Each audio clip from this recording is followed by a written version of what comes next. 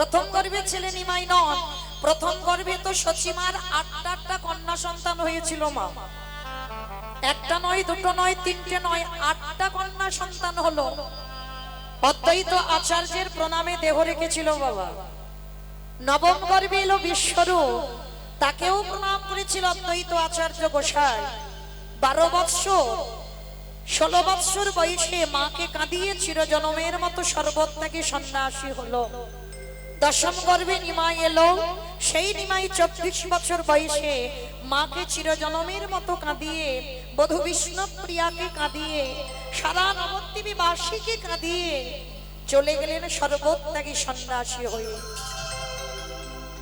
কিন্তু এখানে আমরা একটা জানার বিষয় আছে বাবা, ভগবানের মা একটু অনুভব করবেন বাবা। কীর্তন মানে একটু নারকেলের মতো, এইটা ভুলে যাবেন না।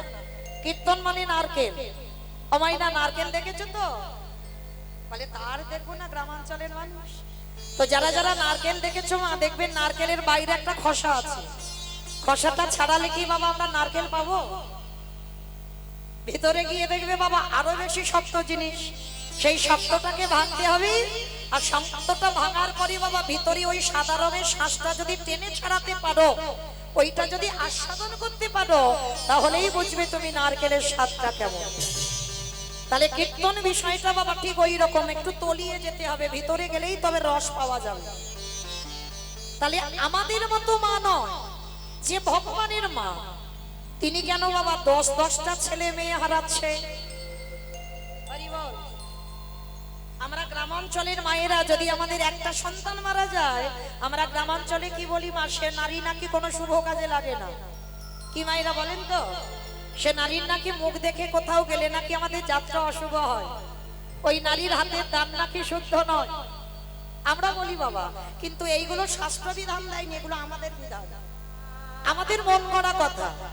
তাহলে যে নারীর প্রথম সন্তান মারা যায়, তার মুখ দেখলে যদি যাত্রা অশুভ হয়, তাহলে চৈতন্য মহাপ্রভুর মা সচিমা তো প্রথম 8টা মেয়ে হারালো।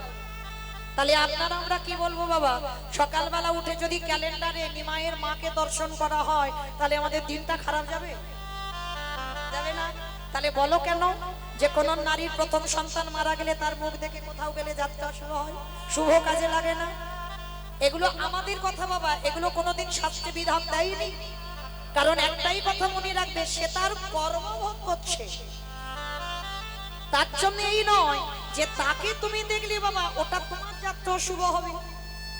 সে তার কর্মের শাস্তি পাচ্ছে, যেমন কর্ম করবে বাবা তেমন তো ফল পাবে। তাহলে এর জন্য এই বিধান নয় মা। তাহলে এই যে চৈতন্য মহাপ্রভুর মা সচিমায়ের 10-10টা ছেলে মেয়ে গেল কি করে? মনে রাখতে হবে বাবা, কাঁদালে কাঁদিতে হয়, এ কথাটা মিথ্যা নয়।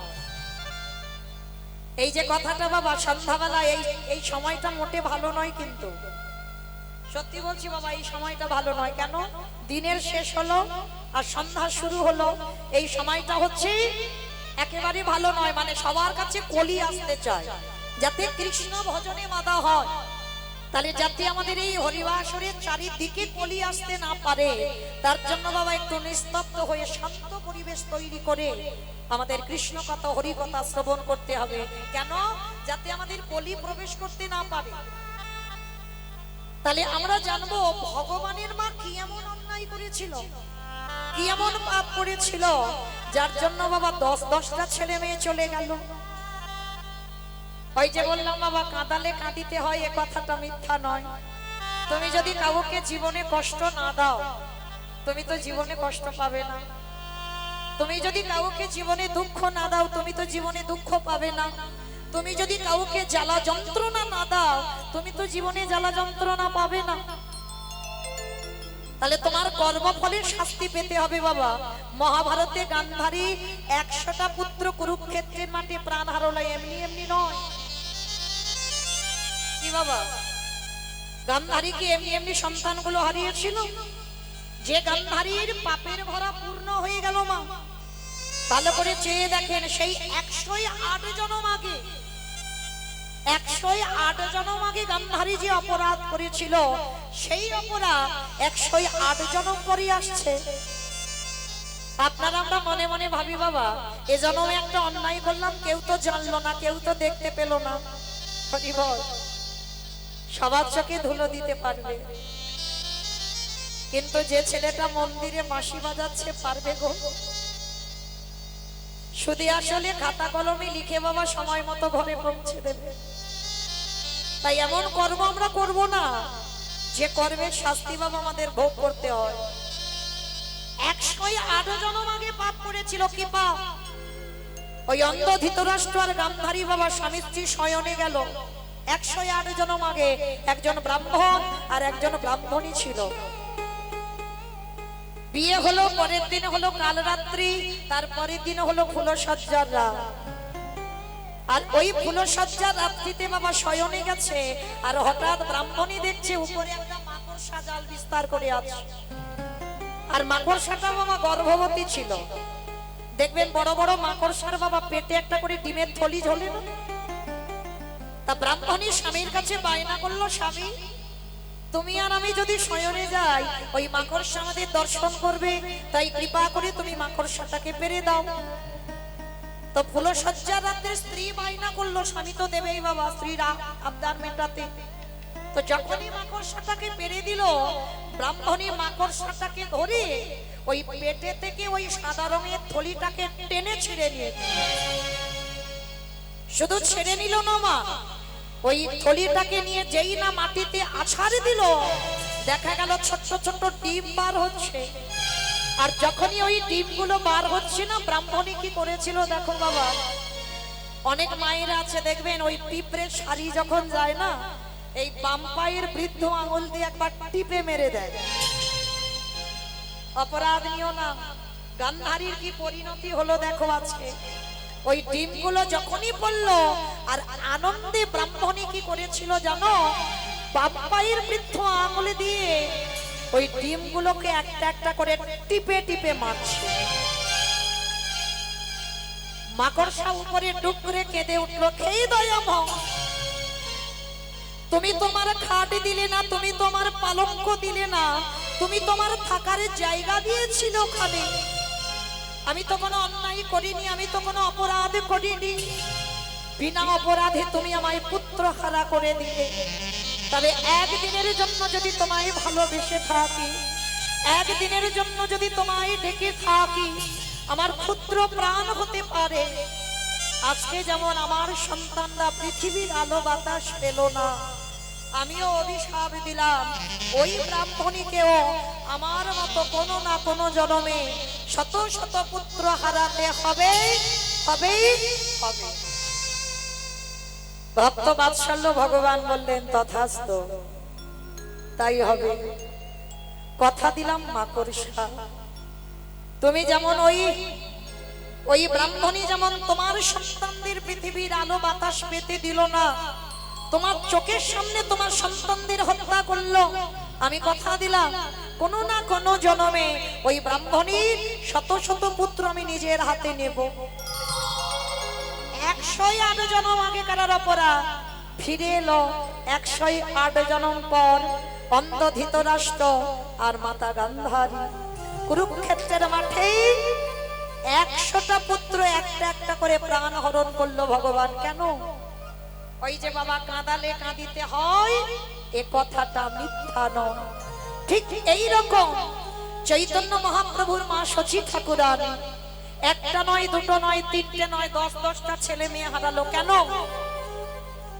এই শচী মাতা কে ছিল? এই শচী মা কে ছিল জানতে গেলে বাবা একটু সবাইকে যেতে হবে ত্রেতা যুগ। আপনারা জানেন এই ত্রেতা যুগে রঘুপতি রামচন্দ্র গেল 14 বছর বনবাস। এই জায়গাটা বাবা খুব মন দিয়ে শ্রবণ করবেন। পিতৃসত্য পালনার্থে কইকেয়ী মার কথা রাখতে বনবাস। আচ্ছা বাবা আপনারা কি মনে করেন সত্যি কি আমার কইকেয়ী মার কথা রাখতে পিতৃসত্য পালনের জন্য রাম বনবাস? না, তাহলে কিসের জন্য বনবাস হলো রাম? কইকেয়ী মা একবারও কিন্তু বলেনি বাবা 13 বছর রাম বনে যা, একবারও বলেনি 12 বছর বনে যা, একবারও বললো না 15 বছর বনে যা। একটাই কথা বলেছিল, আমার রাম যেন 14 বছর বনে যায়। কেন? এই 14 বছরের উপরে চাপ দিয়ে কথাটা বলেছিল। কেন? 15 বলতে পারতো, 13 বলতে পারতো, 10 বলতে পারতো, 14 বছর বলল কেন? কারণ আছে বাবা, সবটার পিছনে কারণ যদি না থাকতো তাহলে রাম 14 বছর বনে যেত না। এই 14 বছরে কেন হলো জানো? রামের যখন রাজ্যাভিষেক হবে বাবা 12 বছর বয়স, ভালো করে মন দিয়ে শ্রবণ করবে। রাজ্যাভিষেক হবে 12 বছর বয়স, কিন্তু এই রামচন্দ্র আবির্ভূত হবার আগে যখন সূর্যবংশে কোনো পুত্র সন্তান ছিল না বাবা, দশরথ নিঃসন্তান ছিল। আর দশরথের যখন কোনো সন্তান সন্ততি ছিল না, ওই সূর্যবংশে একটা অভিশাপ দেওয়া ছিল। কি অভিশাপ? না, এই সূর্যবংশে যদি কোনো পুত্র 25 বছরের আগে রাজ সিংহাসন পায়, তৎক্ষণাৎ নাকি তার অপঘাতে মৃত্যু হবে। 25 বছরের আগে যদি সিংহাসনে বসে, তৎক্ষণাৎ তার অপঘাতে মৃত্যু হবে। তো দশরথ কথাটা শোনা মাত্র হেসে উড়িয়ে দিয়েছিল, হায় রে, আমার সূর্যবংশে কোনো সন্তানই তো নেই, আর অভিশাপ দিচ্ছে, অভিশাপটা লাগবে কা? কিন্তু বাবা বহু বছর পর এই অভিশাপের কথা দশরথ ভুলে গেল। পুত্রশ্রী যজ্ঞ করে রাম, লক্ষ্মণ, ভরত, শত্রুঘ্নকে পেয়েছিল। কিন্তু যখন 4 পুত্র পেল, অযোধ্যাবাসী বাবা সাজো সাজো রব, অযোধ্যায় যেন আনন্দের রোল উঠেছিল, সবাই আনন্দে উৎফুল্ল হয়ে উঠল। কিন্তু ভুলে গেল বাবা সবাই সূর্যবংশের অভিশাপের কথা। দশরথের তো মনেই ছিল না। যখন রাজ্যাভিষেক হবে বাবা 12 বছর বয়স, অযোধ্যায় চারিদিকে আলো আলোকিত হয়ে যাচ্ছে, চারিদিকে বাদ্যি বাজনা, রামের অভিষেক হবে। কইকেয়ী মা ঘরে বসে, একজন মায়ের মনে ছিল বাবা, যেটা হচ্ছে কইকেয়ী মা ঘরে বসে হিসাব করে নিল, রামের এখন 12 বছর বয়স, ওর বাবা ভুলে গেছে অভিশাপের কথা। তাহলে এখন 12 বছর বয়স, আর যদি 14 বছর বনবাস হয়, তাহলে আর 12 14তে কত হলো মা? গণনা চলছে, 12 14তে কত? 27, 26, 26। তাহলে 25 বছরের আগে সিংহাসনে বসলে অপঘাতে মৃত্যু। তা কইকেয়ী মা হিসেব করে নিল 26 বছর পর তারপরে যদি এসে সিংহাসন পায়, তখন তোমার রামের অপঘাতে মৃত্যু হবে না। ভালো করে বিচার করবেন বাবা, রামের থেকে 2 দিনের ছোট ছিল ভরত। তাহলে রামের রাজ্যাভিষেক হবে 12 বছর বয়স, তখন কি ভরতের 25 বছরের বেশি বয়স ছিল? ছিল না। এই হলো সৎ মা। এই জায়গাটা একটু অনুভব করবেন মা, এখানে যদি কেউ সৎ মা থাকে, সৎ মা মানে কি গো? খারাপ মা। কি বাবা আমরা সমাজে কি বলি? সৎ মা মানে খারাপ মা বলি কি না বাবা? যাকে জিজ্ঞাসা করবে, ওরে বাবা তো সৎ মা আছে মানে ভালো নয়। সৎ মা নামটা শুনলেই বুকটা কেঁপে ওঠে, সৎ মা মানে ভালো মা নয়। আপনারা একটু হৃদয়ঙ্গ করে দেখেন তো, সত্যি কি সৎ মা মানে ভালো মা নয়? তাহলে তো বাবা সৎ মাটা নাম হবে কেন? বলতো তো খারাপ মা, বলতে পারতো অসৎ মা। সৎ মা বলবে কেন? যার হৃদয় হয় সৎ,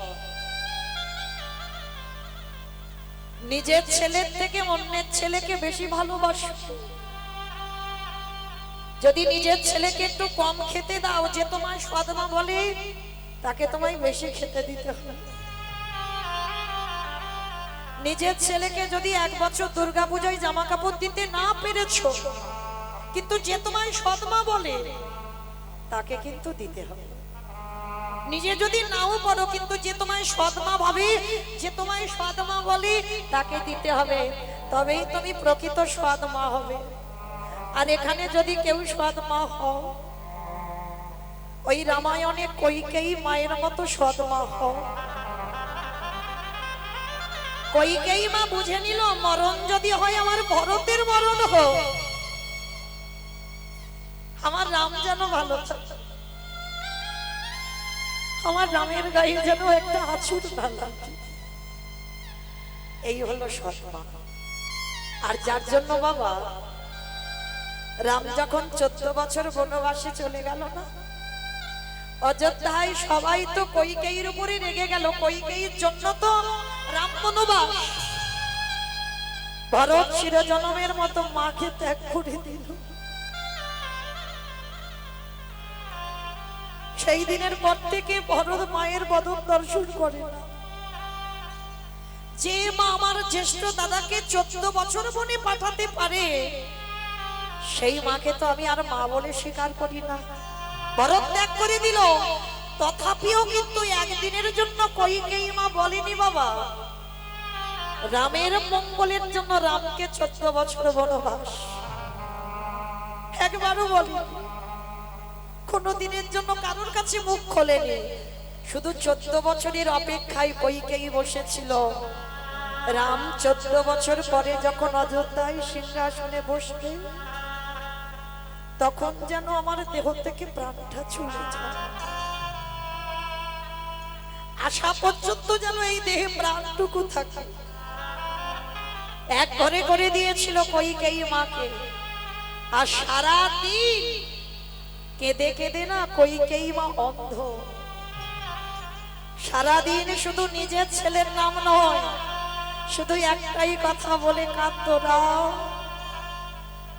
রাম কবে তুই ফিরে আসবি? ওরে রাম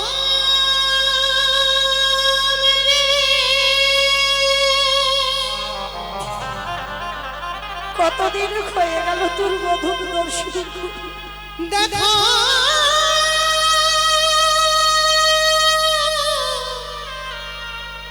একেবারে দেখা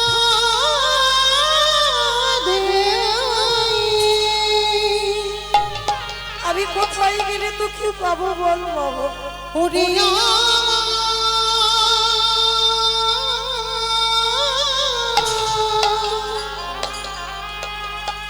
নয়ন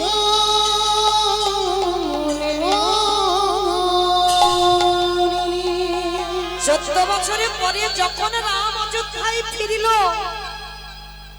দরজায় দাঁড়িয়ে চিৎকার করে শুধু ডাক দিয়েছিল মা।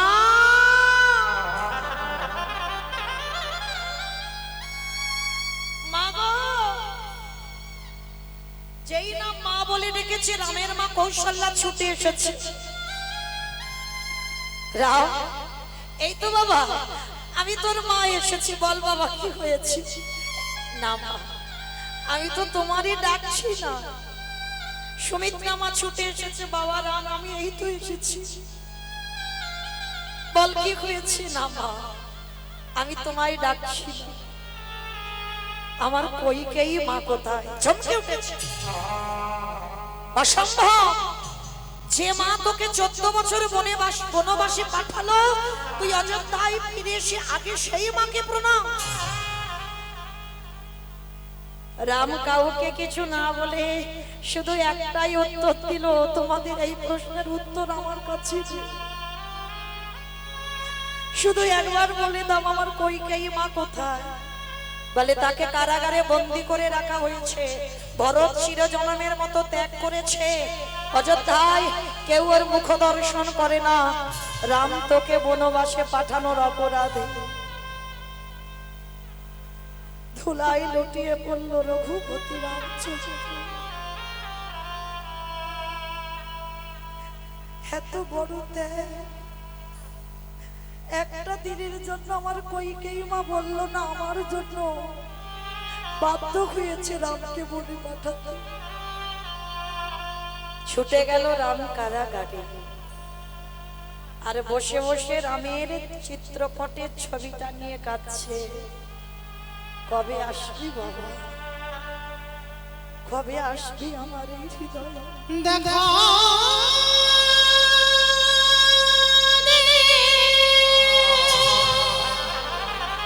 একবার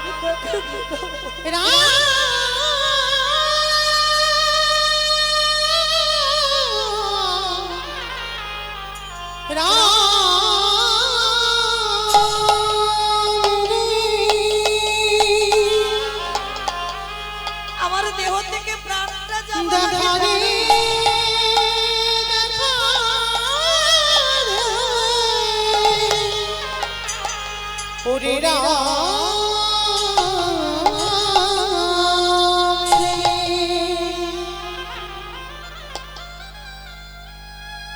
রামচন্দ্র কারাগারে প্রবেশ করি বাবা, আছাড় খেয়ে একেবারে কইকেয়ী মার চরণে লুটিয়ে পড়েছে। আর যেই না ভগবানের মাথাটা কইকেয়ী মার চরণে, ও মায়েরা, পরশমণি পাথরের নাম শুনেছো? লোহাতে ঠেকালে বাবা লোহা শোনা হয়ে যাচ্ছে।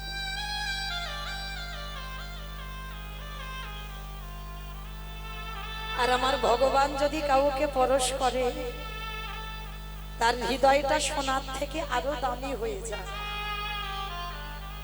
যেই না রামের মাথাটা কইকেয়ী মার চরণে পড়েছে, দেহটা শীতল হয়ে গেল, চমকে উঠেছে। কে কে রে বাবা, কে আমায় এমন করে চরণটা স্পর্শ করলে বুঝতে পারছি না, সারা অঙ্গে খাদ মুলিয়ে দেখছি, কে বাবা রে তুই? রাম কেঁদে বলল,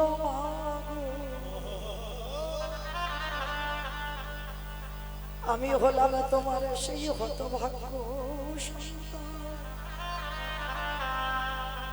যে সন্তানের জন্য আজ ভরত তোমায় ত্যাগ করল, যে রামের জন্য তুমি গোটা ত্রিভুবনে খারাপ হয়ে গেলে। এই জগতের জীবে সবাই তোমাকে কেউ ভালোবাসে না, সবাই জেনে গেল কইকেয়ী মা খারাপ মা। ওই কইকেয়ী মায়ের জন্য রামে গেল বনবাস। কে রে বাবা, আমি তোমার রাম। রাম এসেছিস, সর্বঙ্গে হাত বুলিয়ে হৃদয়ে টেনে তুলে দিয়েছি। খোকা, এবার আমি মরেও শান্তি হব। এতদিন আমি এই দিনের অপেক্ষায় ছিলাম, কবে তুই আমার হৃদয়ে আসবি। মা, তোমার এত ত্যাগ, বলো তুমি আমার কাছে কি চাও? ওই কইকেয়ী মা কেঁদে বলল, খোকা রে, এই জন্মে আমি তোর সৎ মা হলাম। কথা দে বাবা, যদি একান্তই আমায় কিছু দিতে চাস, এর পরের জন্মে আমার গর্ভে ওরে আমার পুত্র রূপে কোলে বসবি। আমি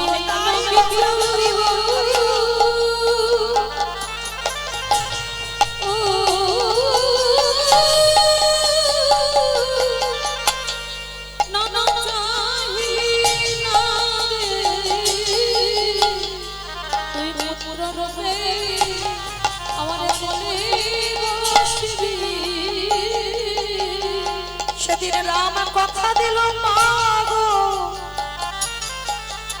আমি এর পরের জন্মে তোমার গর্ভে সন্তান হয়ে যাব বটে,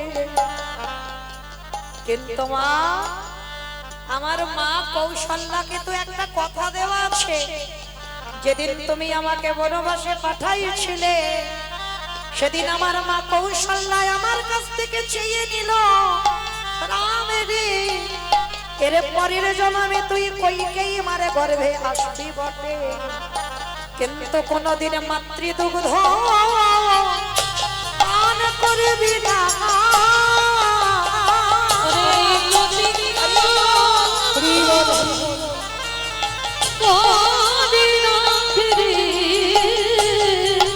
মাতৃদুগ্ধ পানে করবি না। আস্তে। তো সেদিন আমার কইকেয়ী মা বলেছিল, কথা দিলাম বাবা, তুই যদি আমার স্তনদুগ্ধ পান নাও করি, কিন্তু আমার পুত্র হয়ে তোমার কোলে আসবি। তাহলে সেই কইকেয়ী মা বাবাকে হলো পরের জন্মে দেবকী মা। তাহলে করে মিলিয়ে নেবেন বাবা পর পর। ওই দেবকী মা হলো বটে ওই কংসের কারাগারে। ওই দেবকী মায়ের প্রথম ছোট ছোট পুত্র হলো, কংস মামার হাতে প্রাণ হারালো। সপ্তম গর্ভে এলো আমার বলরাম। বসুদেবের প্রথমা পত্নী রোহিণীর গর্ভে চালনা হলো, অষ্টম গর্ভে এলো কৃষ্ণচন্দ্র। ওই ভাদ্র কৃষ্ণাষ্টমী তিথিতে বাবা বসুদেবে মাথায় করে নন্দালয়ে রেখে এলো। বাবা হিসেবগুলো ঠিক করে রাখবেন। প্রথম জন্মে দেখেন 8টা পুত্র সন্তান, কেউ কোলে রইল না। কি বাবা আছে কি নেই? তাহলে সেই দেবকী হয়ে 8টা সন্তান হারালো। আর ওই দেবকী দ্বিতীয়বারে জন্মটা কোথায় হলো? ওই জগন্নাথ ধাম পুরী ধাম নীলাচল।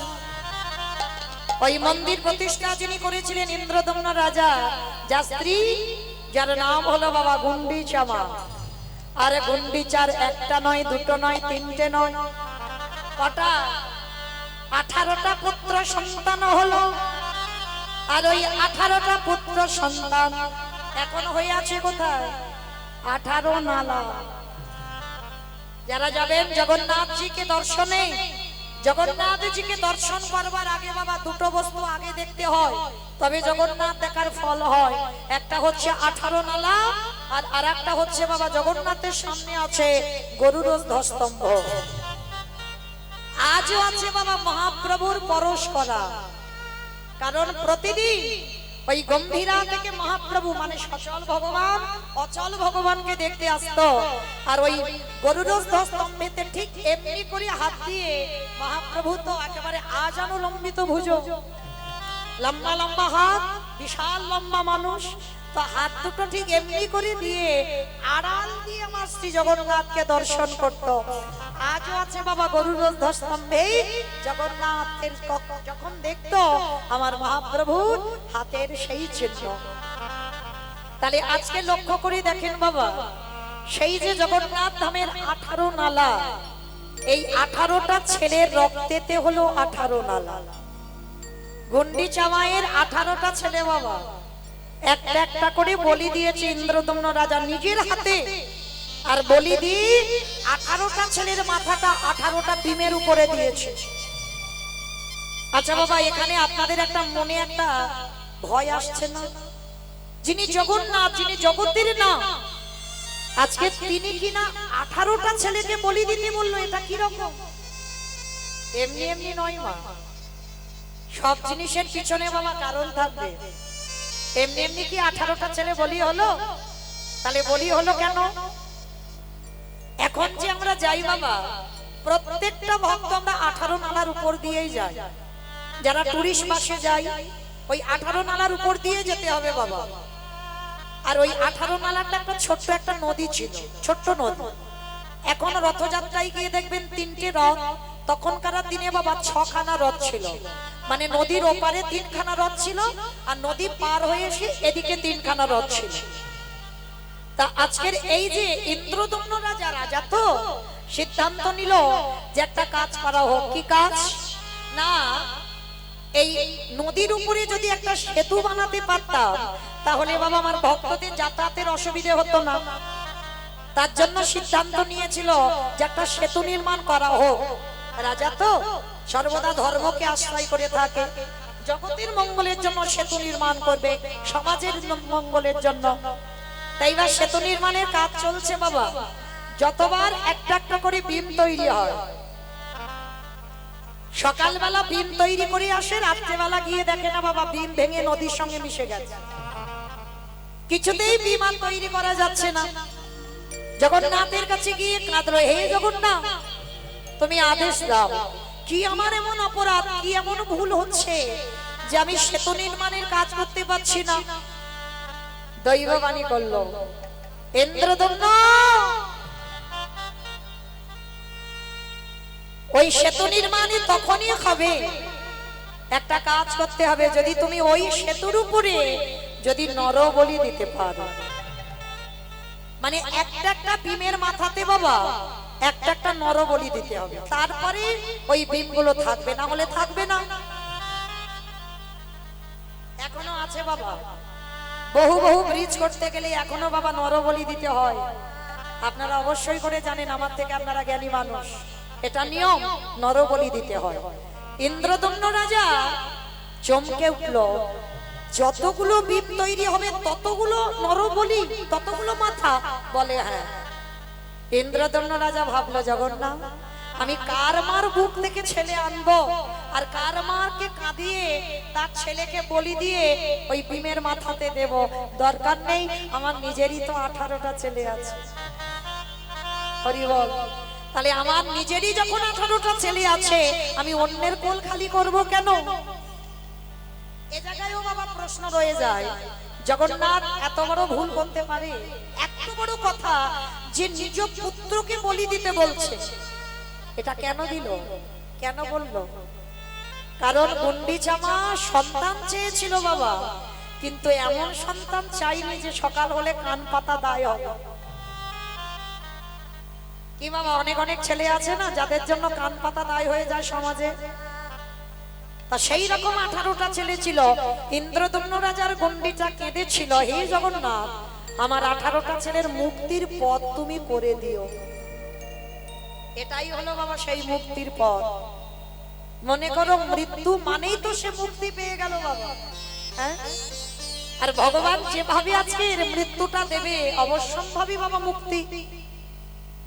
18টা ছেলে কেউ ভক্তিপতি ছিল না বাবা, কেউ ধার্মিক ছিল না, নেশাগ্রস্ত মাতা, যুবা খেলে, নারী সঙ্গ, অধার্মিক। গুন্ডিচা সব সময় কাঁদতো। তার জন্য জগন্নাথের এই লীলা আছে।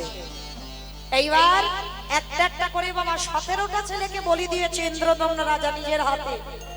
17টা ছেলেকে বলি দিয়ে 17টা বিমের উপরে দিয়ে আছে, আর একটা বিম তৈরি হবে, মানে একটা ছেলে বেঁচে আছে, কোলের ছেলে। গুন্ডিচা মায়া মা ওই কোলের ছেলেটাকে জড়াইয়ে ধরে বলল, স্বামী গো তুমি আমার 18টা ছেলেকে বলি দিলে, আমার দুঃখ নাই, কষ্ট নাই, ব্যথা নাই, কিন্তু আমার একটা সন্তান মা বলার মতো তুমি আমারে কোলে রেখে দিও। অসম্ভব। এই গুন্ডিচা বউ ছিল না মা, স্ত্রী ছিল না, সহধর্মিণী ছিল। গুন্ডিচা তুমি আমার ধর্ম কাজে বাধা দিলে, তুমি বলছো তোমার ছেলেটাকে বাঁচিয়ে রাখবো, তার মানে তুমি তোমার ধর্ম কাজে বাধা দিচ্ছ। আর তুমি যখন আমার ধর্ম কাজে বাধা দিলে, আজকে থেকে আমি তোমাকে ত্যাগ করব। আজ যারা যাবেন পুরী ধামে দেখবেন মাসির বাড়ি, ইন্দ্রদম্ন রাজা নিজে খরচ করে গুন্ডিচার জন্য আলাদা ঘর বানিয়ে দিল। আজকে থেকে তোমার সঙ্গ ত্যাগ, তুমি আমার ধর্ম কাজে বাধা দিয়েছো। গুন্ডিচা মার কাছ থেকে কোলের ছেলেটাকে কেড়ে নিয়ে ওই 18টা ছেলেকে বলি দিল, আর 18টা ছেলের রক্তেতে হলো 18 নালা। তাহলে বলি দিল কেন? আপনারা যখন যাবেন বাবা 18 নালার উপর দিয়ে যান।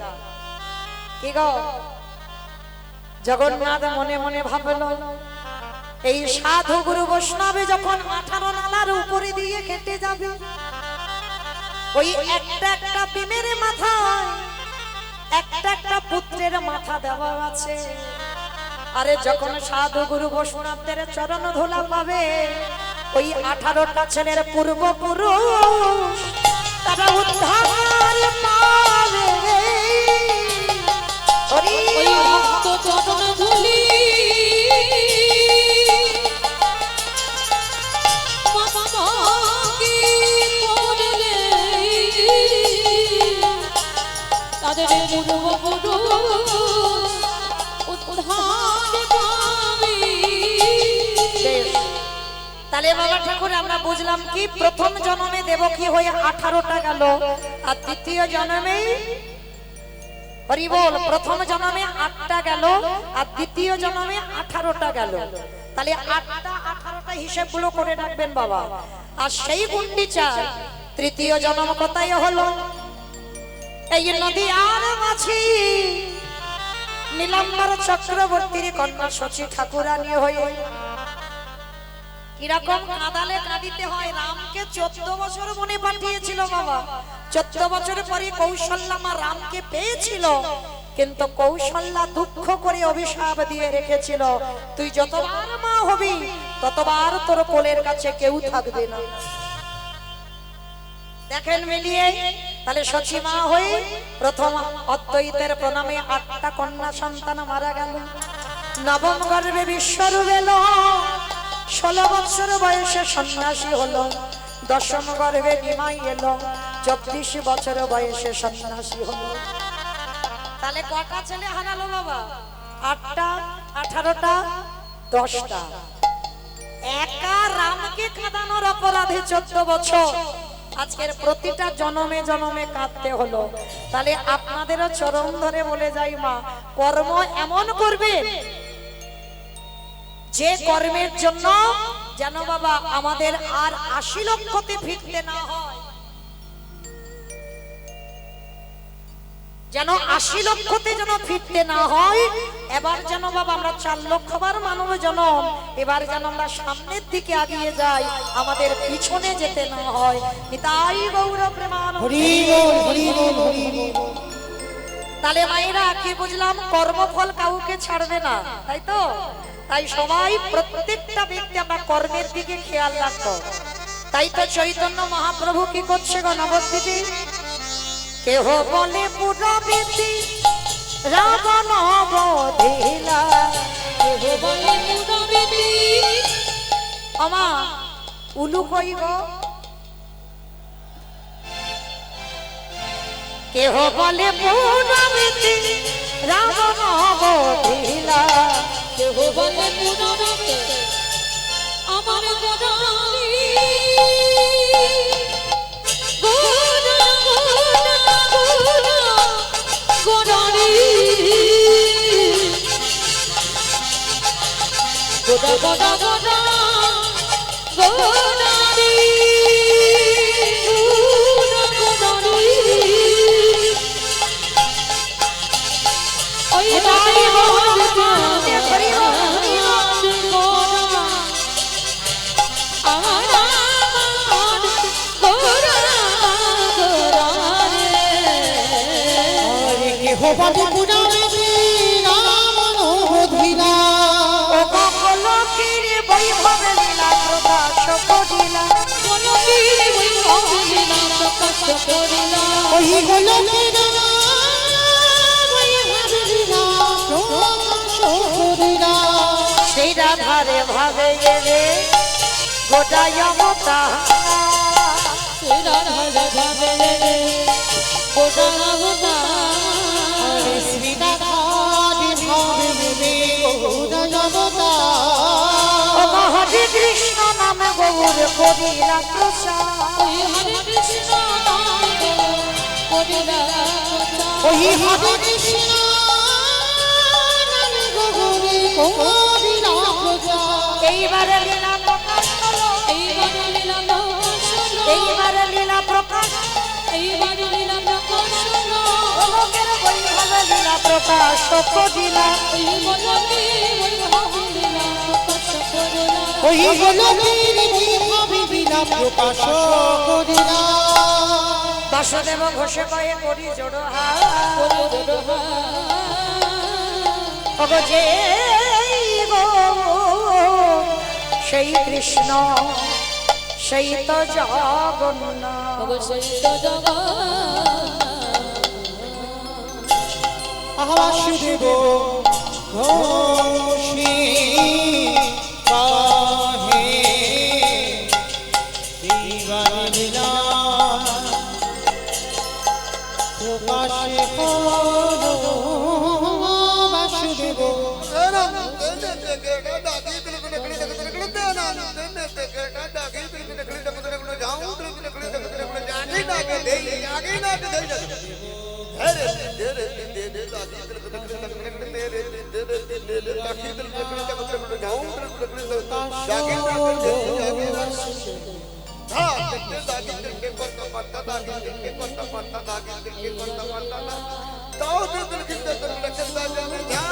বাসুদেব ঘোষী কহে এইবার লীলা প্রকাশ হলো।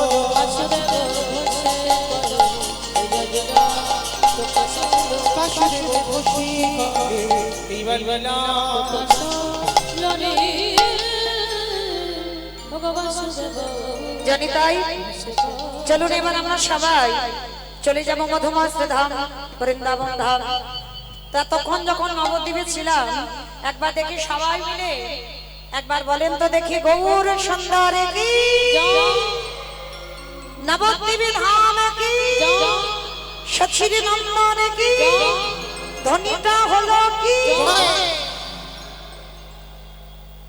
এটাও জয় বললাম ধ্বনিটা হলো কি এটা না কিছু হয় এটা জয় নয় একটু প্রেম সে জয় দিতে হবে এত জোরে জয় দাও কত দূর যাবে জানো বাসন্তী চলে যাবে, ক্যানিং চলে যাবে, আমার বাসন্তী ক্যানিং যাবে হাসনাবাদ যাবে।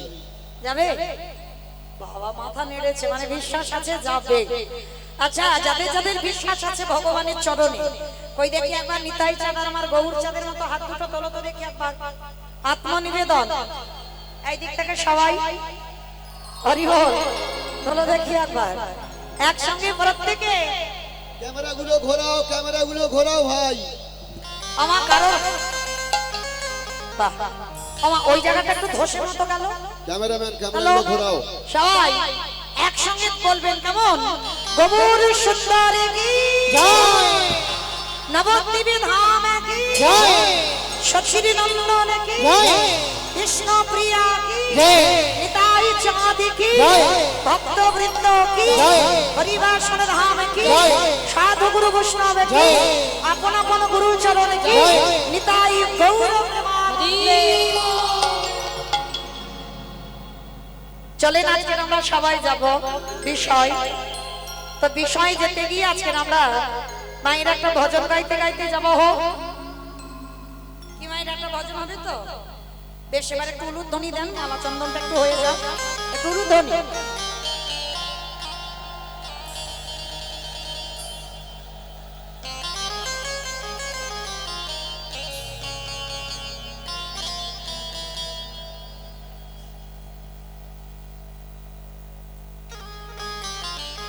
আমার থেমে থেমে যাচ্ছে কেন একটু দাও জোরে প্রেম সে একটু উলুধ্বনি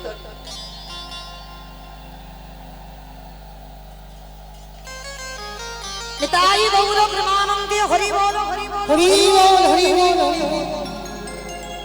চলো এবার আমরা ভজন গাইতে গাইতে একটু বিষয়ে প্রবেশ করি একটু উলুধ্বনি সবাই একসঙ্গে যাব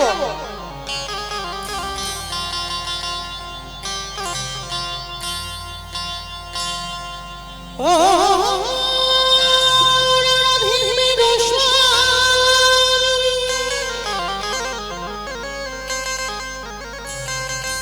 মেঘনা রাধে দাস जन्म जन्म मोहि दीजियो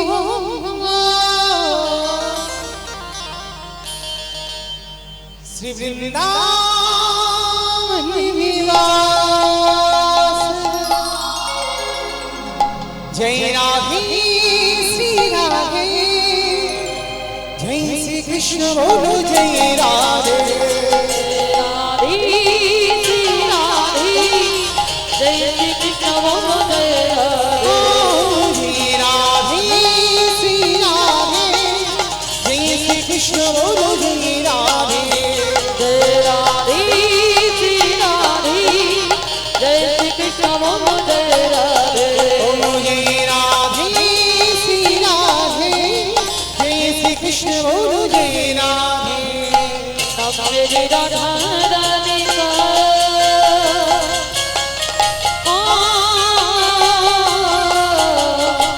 सब मेरी राधा रानी का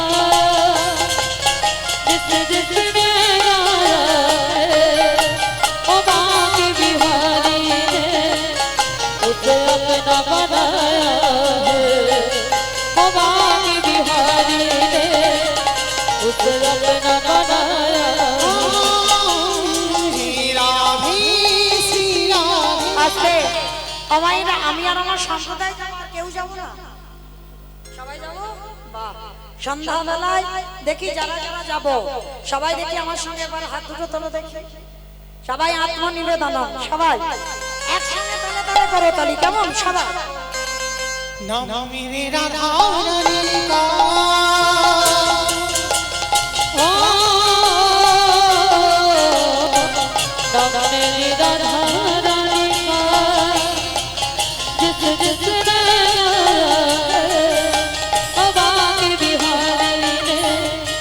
उसे अपना बना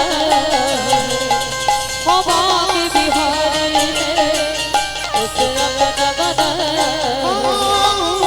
जय राधे श्री राधे जय श्री कृष्ण बोलो जय राधे जय राधे श्री राधे जय श्री कृष्ण बोलो जय राधे श्री राधे श्री राधे श्री राधे श्री राधे श्री राधे श्री राधे शाबाश, शाबाश।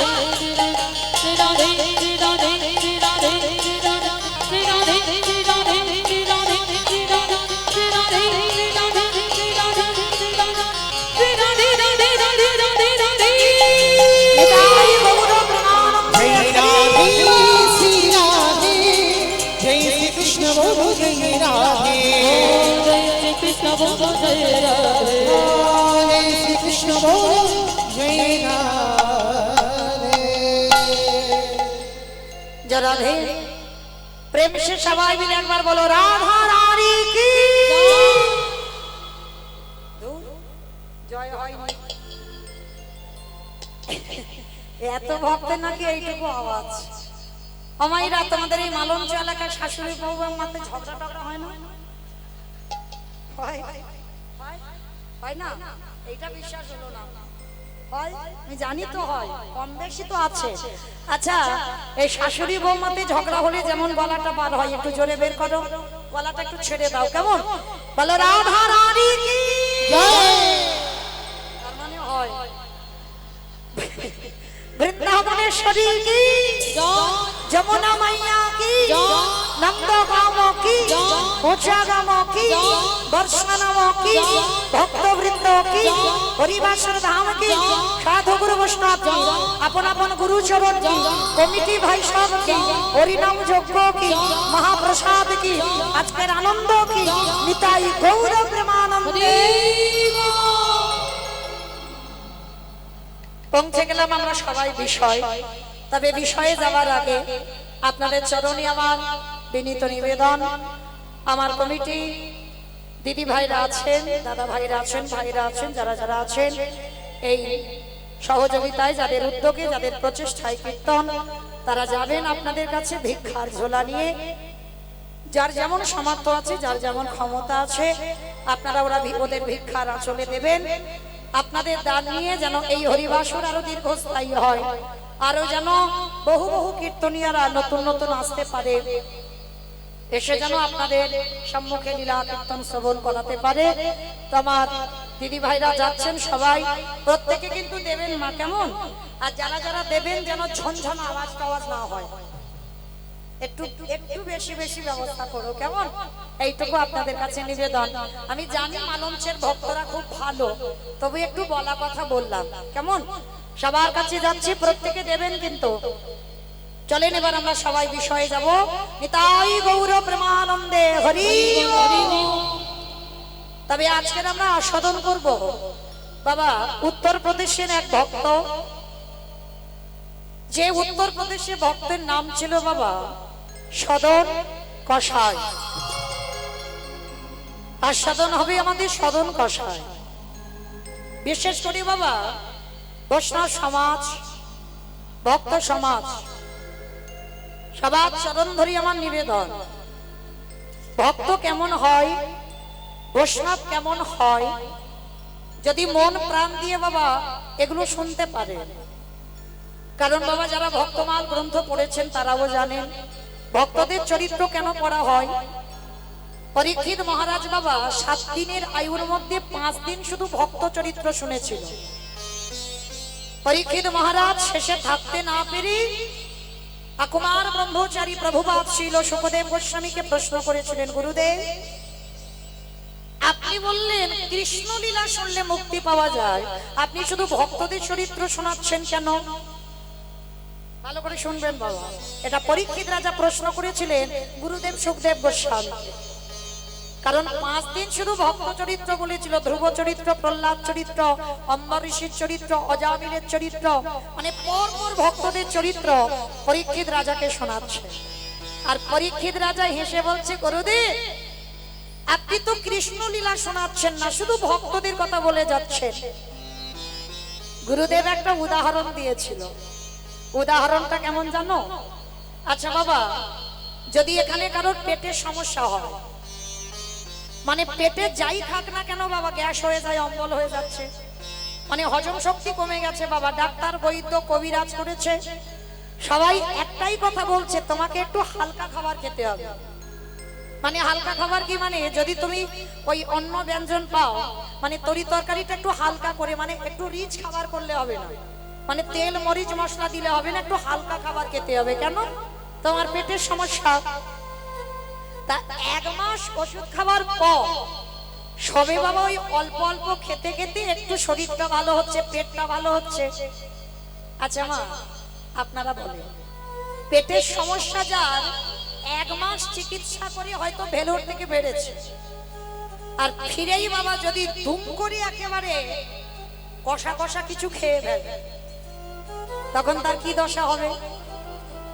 মানে সবে তো চিকিৎসা করে ফিরছে, ডাক্তার বলে দিয়েছে মানে রিচ জিনিস খাওয়া যাবে না, তেল মরিচ মশলা খাওয়া যাবে না, আর সে ঘরে ফিরে একেবারে তেল মরিচ মশলা খেয়েই বসে আছে, তাহলে কি হবে বাবা? সে বাঁচবে বলে মনে হয় বেশি দিন? যদি বা 2 দিন টিকতো, ও আর টিকবে না। আমার কিছু বুঝতে পেরেছো? পারছো না?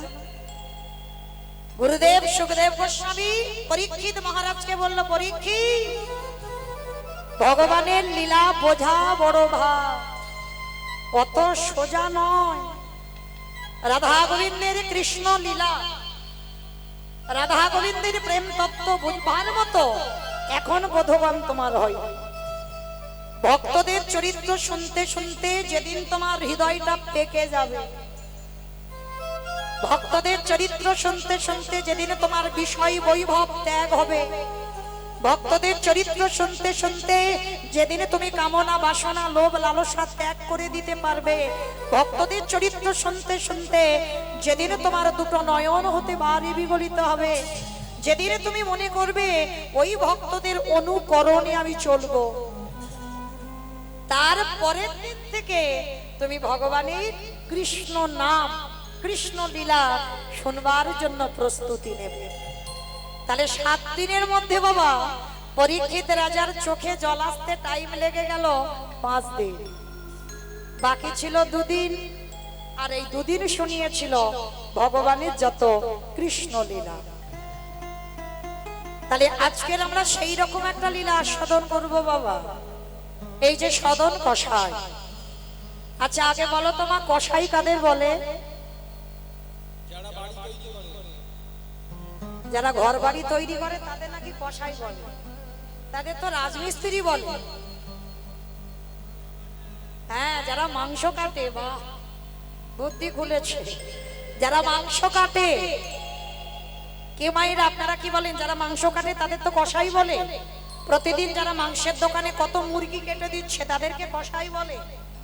তো আজকের আমার আস্বাদন হবে লীলা সদন কষাই। একজন কষাই আস্বাদন করবি বাবা। ভগবান কোনোদিন মন্দিরে থাকে না, ভগবান থাকে ভক্তের হৃদয়। তবে সে কোন ভক্ত বাবা? এই আমাদের মতো ভক্ত। আমাদের মানে আপনাদের বলছি না, আমি আর আমার এই সম্প্রদায় কটার বলছি। এদের হৃদয়ে ভগবান বাস করবে না। ভগবান বাস করবে কোথায়? আজকে যদি লীলাটা মন দিয়ে শুনতে পারেন, আর যদি মন না থাকে তাহলে বুঝতে পারবেন ভগবান কোথায় বাস করে। এই লীলার মধ্যে আজকের প্রকাশ পাবে। এই সদন কষাই এদের পূর্বপুরুষ বাবা, এদের একটাই ব্যবসা ছিল, মাংসের ব্যবসা। এদের একটাই ব্যবসা, মাংসের ব্যবসা। মানে পূর্বপুরুষ থেকে এরা এই ব্যবসাই করে আসছে। কিন্তু সদন ছোটবেলা থেকে বাবা হৃদয়টা কৃষ্ণ প্রেমে পরিপূর্ণ। সর্বদাই সদনের হৃদয়ে কৃষ্ণ প্রেম, সর্বদা সদনের হৃদয়ে কৃষ্ণ ভক্তি। কিন্তু কেউ বুঝতে পারতো না বাবা। কেন জানো? এত লোক দেখানি ছিল না। যেমন মায়েরা আস্তে মা আস্তে, কথা নয় কথা নয়, এত গুনগুন আওয়াজ হচ্ছে, একটু বন্ধ করো, একটু বন্ধ করো গো, পায়ে পড়ে বলি, একটু বন্ধ করো, বড্ড আওয়াজ হচ্ছে। এই সদন কষাই পোশাকে ভক্ত ছিল না বাবা, এখন সমস্ত বাবা পোশাক দেখে চেনে। কি বাবা ভুল বললাম? দাদার সঙ্গে তিলক সেবা করা থাকবে, এই আমার মতো মোটা তুলসীর মালা গলায় থাকবে, গেরুয়া বসন থাকবে, প্রসাদ ভুজি হব শিখা থাকবে, তারপরে বুঝবো যে ভক্ত, না হলে ভক্ত নয়। আপনারা কি বলেন বাবা? নিজেদের বিবেক দিয়ে হৃদয়ঙ্গ করে বলে, ভক্ত কি এইগুলো দেখলে চেনা যায়? বৈষ্ণব এইগুলো দেখলে চেনা যায়? যদি এইগুলো দেখে বৈষ্ণব চিনবেন, তাহলে 12 জন বৈষ্ণবের মধ্যে বাবা বৈষ্ণবদের আচার্য হলেন পরম বৈষ্ণব বাবা ভোলানাথ। ভোলানাথের নাম আছে গলায় তুলসীর মালা, না আছে দাদার সঙ্গে তিলক সেবা, কি বাবা গেরুয়া বসন, এগুলো তো কিছুই নেই। অথচ বাবা সেই বাবাকে বলা হচ্ছে 12 জন বৈষ্ণবের মধ্যে সব থেকে বড় বৈষ্ণব। কেন? বাবা আভরণে বৈষ্ণব নয়, বাবার ভিতরটা ছিল বৈষ্ণব। পোশাকে কিছু হয় না বাবা, আগে ভিতরটা তৈরি করো বৈষ্ণবতা।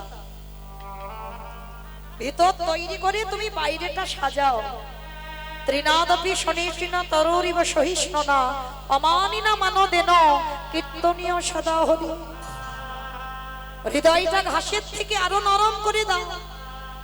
ঘাসকে যেমন ঘাসের উপরে আপনারা বসে আছেন, কই ঘাস একবারও কথা বলে মাথা তুলে বলছে যে তোমরা মৌমিতার কীর্তন শুনছো, শোনো, আমাদের এত কষ্ট করে চেপে বসে আছো কেন?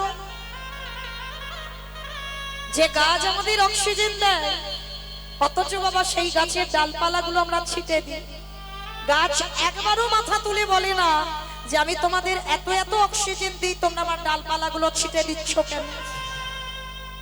ভক্ত যদি তুমি হয়েছো, বৈষ্ণব যদি তুমি হয়েছো, গাছের মতো বাবা সহিষ্ণুতা অর্জন করতে হবে। অমানিনাকে মান দিতে জানতে হবে। অমানিনা মানে যাকে জগতে কেউ সম্মান করে না, জগতে যাকে নিচু জাত বলে, ছোট জাত বলে, যাকে অসম্মান করে, সমাজ যাকে সম্মান করবে না, তুমি যদি ভক্ত হও তোমাকে তাকে কোল দিতে হবে। তোমার কাছে এগুলো বিচার হবে না, অমানিনাকে মান দিতে হবে, গাছের মতো সহিষ্ণুতা অর্জন করতে হবে, তৃণের মতো ওর থেকেও নরম হতে হবে। কেউ যদি 1000 কটু কথা বলে যায়, একটা গালে চড় দিলে বাবা আর একটা গাল বাড়িয়ে দেবে, মেরে দেখে। ভক্ত হলে কোন রাগ অভিমান দুঃখ এগুলো থাকে না। ভক্ত হতে গেলে মা একটা কথা বলে যায়, যদি জীবনে সুখ আসে, সুখে উৎফুল্ল হয়ে যায় না ভক্ত, আর যদি জীবনে দুঃখ আসে, সেই দুঃখেতে বাবা একেবারে লুটিয়ে পড়ে না। কারণ যারা ভক্ত তারা ভালো করে জানে সুখ ছিল কপালে, তাই সুখ এসেছে, আর দুঃখ এটাও আমার ছিল, তাই আমায় ভগবান দিয়েছে। তাহলে সুখের সময় আনন্দে নাচানাচি করে না, আর দুঃখের সময় একেবারে ধুলায় গড়াগড়ি গিয়ে কান্না কান্না করে না, এরাই হবে ভক্ত। সব সময় একই ভাব তাদের হৃদয়ে থাকে। তো এই সদন পোশাকে বাবা কোনোদিন বৈষ্ণব নয়, পোশাকে কোনোদিন ভক্ত নয়। আপনারাই বলেন না, কেউ যদি সারাদিন সকাল থেকে আর রাত 10টা পর্যন্ত শুধু ওই মাংস কেটে যায়, সারাদিন বাবা শরীরে রক্ত মাংস লেগে থাকে, কত গন্ধ, তাকে দেখলে মনে হবে ভক্ত? কিন্তু সদনের একটা অভ্যাস ছিল। কি অভ্যাস জানো? সর্বদা ওই মাংসের দোকানে মাংস বিক্রি করে আর মাংস কাটে, আর কি বলে জানো? ভোলি গৃহ সমাজ।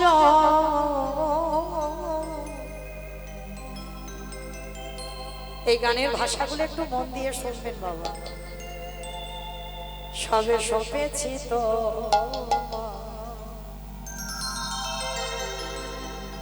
রাখো রাখো রাঙা পা হে শ্যামরা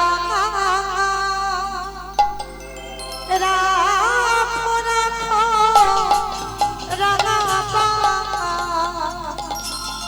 ভুলিব সাজা সব সপেছিল রাখো রাখো রাঙা পায় হে শ্যামরা রাখো রাখো রাঙা পায় সংসারে মরুভূমি নাহি তোর ছায়া নাম নীল দশা আনমে ঘুময়া সংসার মরুভূমি নাহি তোর ছায়া নীল দশা আনন্দ মায়া অগ আনন্দ নিপবনে নন্দ দুলালে আনন্দ নৃপমনে নন্দ দুলালে অগ ঘোষাব দিন হরি অষ্ট যমুনা রাখো রাখো রাঙা পায় হে শ্যামরা